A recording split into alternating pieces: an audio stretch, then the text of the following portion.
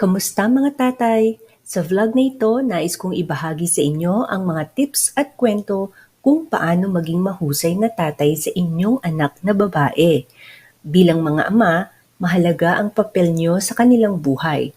Mula sa mga simpleng bonding moments hanggang sa mahahalagang aral sa buhay, samahan ninyo ako sa journey na ito.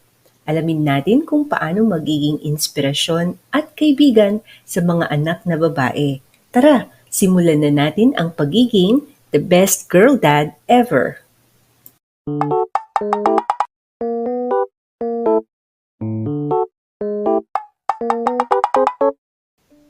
Bilang isang ama ng isang anak na babae, hindi laging madali ang inyong tungkulin.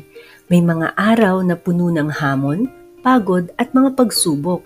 Ngunit sa kabila ng lahat ng ito, ang bawat sandali kasama ang ating mga anak na babae ay isang mahalagang pagkakataon upang ipakita ang ating pagmamahal at suporta. Narito ang mga dapat gawin. 1. Maging magulang at kaibigan. Kailangan ng tamang balanse sa pagitan ng pagiging tatay at bestie. Bilang magulang, mahalaga ang pagbibigay ng gabay at disiplina sa inyong anak na babae.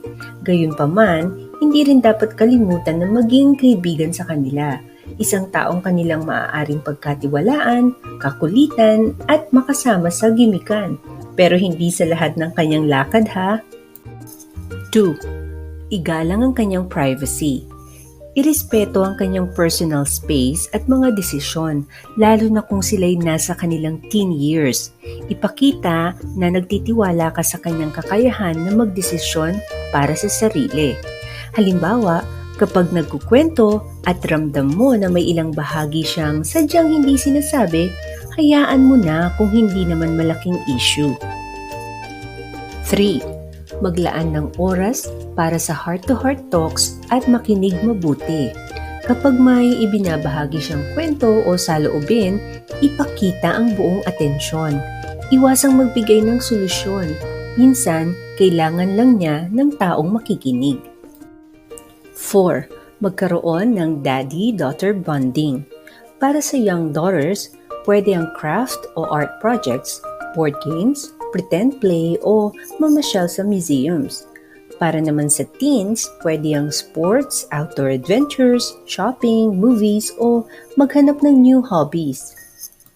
5. Maglaan ng oras para sa mga espesyal na okasyon. Gawing espesyal ang kanyang kaarawan, achievements at iba pang importanteng araw kahit sa pamamagitan ng simpleng sorpresa. 6. Be cool at friendly sa kanyang mga barkada. Madalas ay ayaw isama ng mga teens ang magulang sa usapan at lakarang barkada. Kailangan mong makibagay sa mga interes at mga topics na gustong-gusto nilang pag-usapan. Makipagkulitan sa kanila. Hindi naman kailangang magdamit o kumilos tulad nila. Basta naiintindihan sila at nakakasabay ka sa usapan at kwentuhan. 7. Tulungan siyang harapin ang kanyang fears. Gabayan siya sa mga kinatatakutan. Samahan siyang i-handle ang komplikadong sitwasyon at i-manage ang anxiety. Iparamdam mo na hindi siya nag-iisa.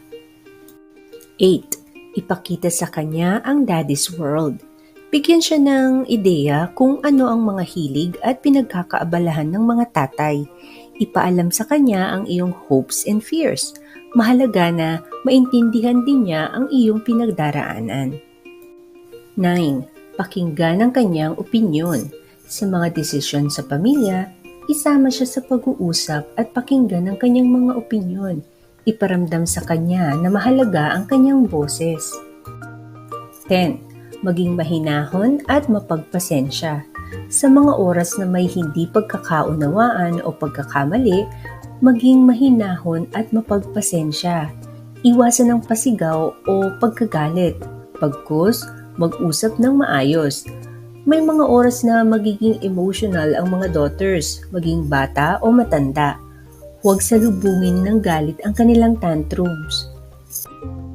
Sa bawat hakbang at bawat sandali, ang mga tatay ay may mahalagang papel sa buhay ng mga anak.